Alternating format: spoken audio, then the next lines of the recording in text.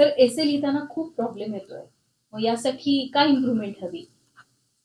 Okay, या इकडे तुम्हाला दाखवतो. एसे लिहित असताना इथे मी विद्यार्थ्याला सांगितलेलं आहे की कशा पद्धतीने एसे इम्प्रूव्ह करायचा आहे. ओके, एसे खूप छान लिहिलेला आहे. याचा जो एसेची रचना आहे ती खूप स्पष्ट आहे.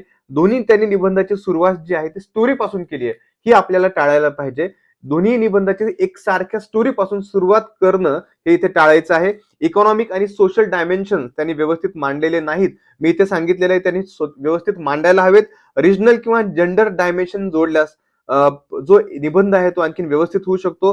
कन्क्लुजन त्याला अधिक सुधारता येईल आणि अनालिसिस आणि ऍडव्हान्टेजेस इथे आणि चॅलेंजेस नीट आणखीन व्यवस्थित रित्या मांडल्यास निबंध जो आहे तो मल्टी डायमेन्शनल अप्रोच घेऊन एक पुढे येईल. आणि त्या पद्धतीने मी त्याला सांगितलेलं की ह्या इम्प्रुव्हमेंट ज्या आहेत त्याच्या निबंधामध्ये एसे मध्ये त्याला करायला हव्यात. आणि अशा पद्धतीने जरी इम्प्रुव्हमेंट केल्या तर नक्कीच आयोगामध्ये आयोगाचे जे एक्झामिनर आहेत ते त्याला नक्कीच चांगले मार्क्स देऊ शकतील. अशा एक छोट्या छोट्या इम्प्रुव्हमेंट एसे मध्ये करून आपण एक मजबूत एक स्ट्रॉंग एसे बनवण्याचा प्रयत्न करत आहोत.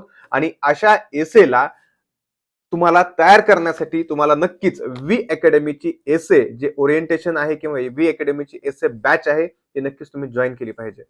धन्यवाद. Okay sir, thank you. वेलकम.